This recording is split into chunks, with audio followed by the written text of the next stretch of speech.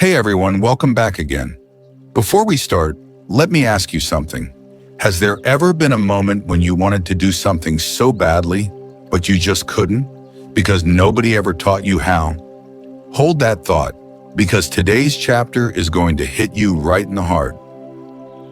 We're starting Class 9 English, and the very first chapter of your new cavalry book is called How I Taught My Grandmother to Read. Trust me, by the end of this video, this chapter is going to feel so simple that you'll wonder why it ever felt difficult. So let's get into it. This story is written by Sudha Murthy. Now, a quick thing to remember here, Sudha Murthy isn't just any writer.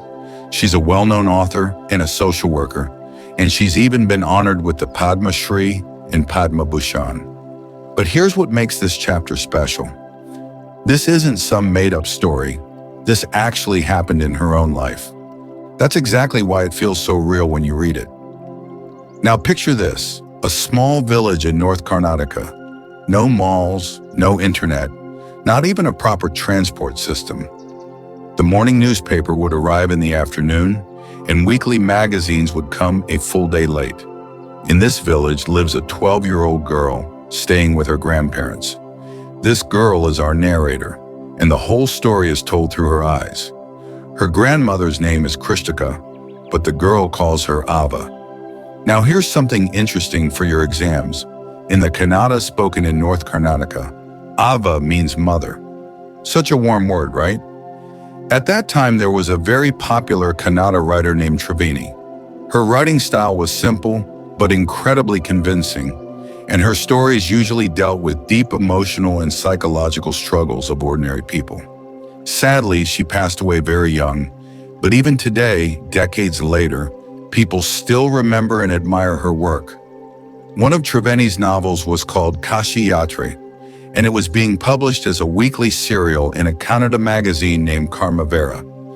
Understanding this novel is actually really important because it connects directly to the heart of our story. So here's what happens in Kashi Yatre. There's an old lady whose biggest dream in life is to visit Kashi, that is, Varanasi, and worship at the temple of Lord Vishweshwara. According to belief, this pilgrimage gives the highest spiritual merit. She saves money for years just for this one dream. Now, in the same story, there's also a young orphan girl who falls in love but has no money for her wedding. And in the end, the old lady gives away every rupee she had saved for her pilgrimage to help this orphan girl get married. She never goes to Kashi.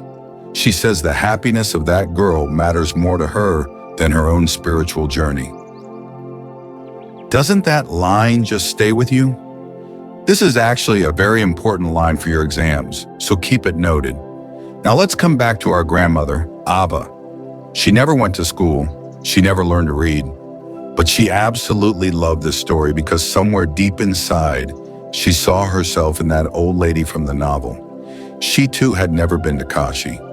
She too understood that kind of quiet longing. So every Wednesday, when the magazine arrived, the narrator would read out the new episode to her grandmother. And Ava would listen with such deep concentration that she'd forget everything else around her. She'd even memorize the entire episode and later go discuss it animatedly with her friends at the temple courtyard. As a 12-year-old, the narrator never really understood why a story could create so much excitement and debate among the elders. But now, looking back, it makes complete sense, doesn't it? For Avva, this wasn't just fiction. It was her own unlived dream playing out on paper. Then one day, the narrator went to a neighboring village for a wedding. What was supposed to be a 2-day trip turned into an entire week because, well, weddings back then were huge events full of food, fun, and freedom. Meanwhile, back in the village, the new episode of Karmavera arrived. Avva opened it, looked at the picture, but couldn't read a single word. Just imagine that for a second. Your favorite show drops a new episode and you simply cannot watch it. That helpless feeling?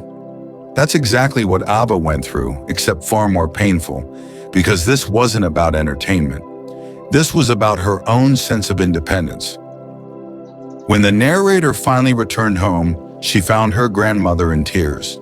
And this shocked her, because she had never once seen Avva cry, not even in the toughest situations. She asked anxiously if everything was okay, but Avva just nodded silently.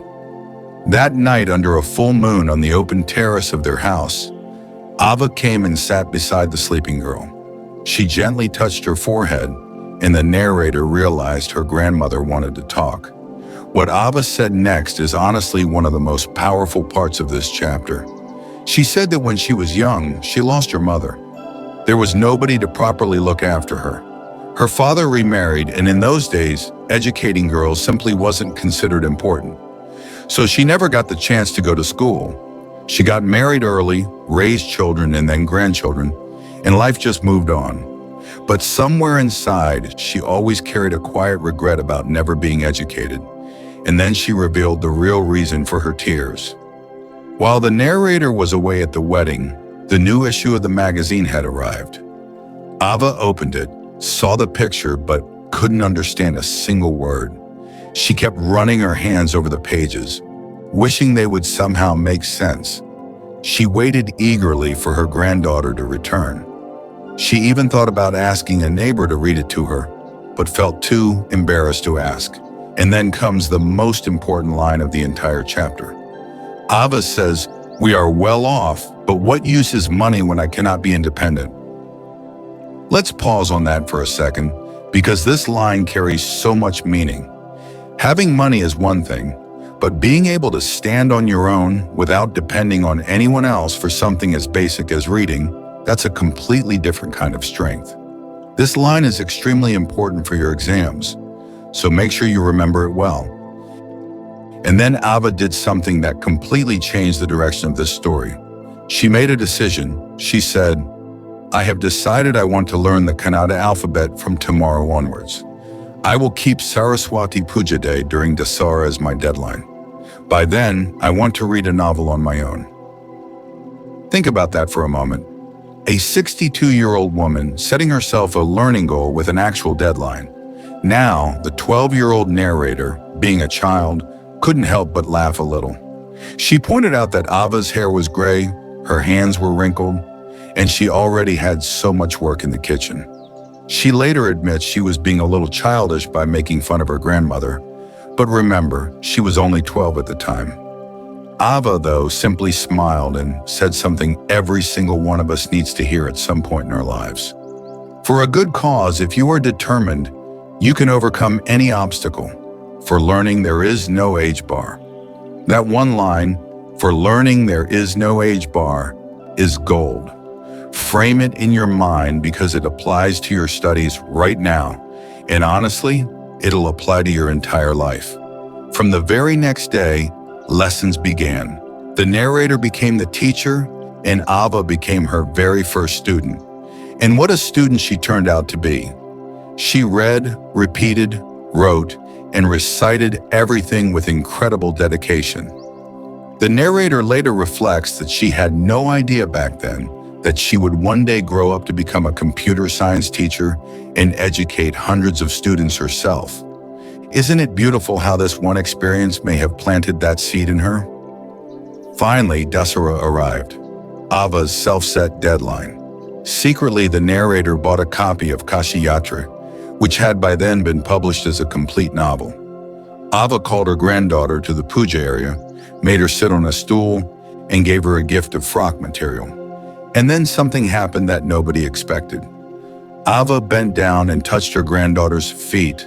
Now, in Indian tradition, we touch the feet of elders, of God, of teachers, as a mark of deep respect. Here, the roles had completely reversed. The narrator was stunned and pulled back instinctively, saying this wasn't right.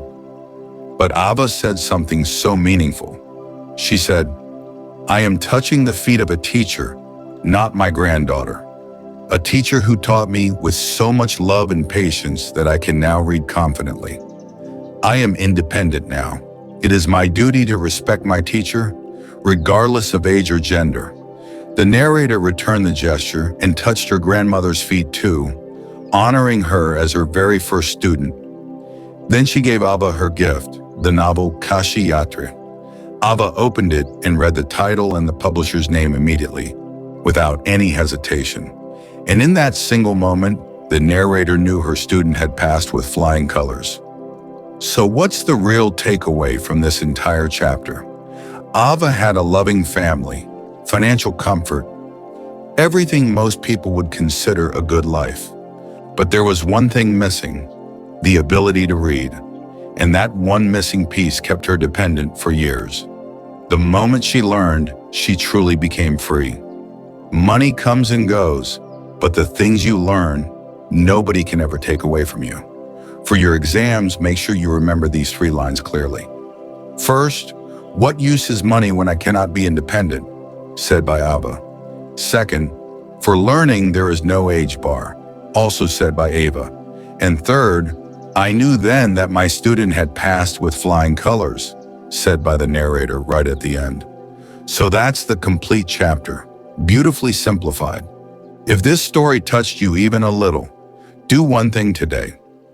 Go talk to your grandmother or grandfather. Sit with them for 5 minutes. Trust me, it'll mean more to them than you realize.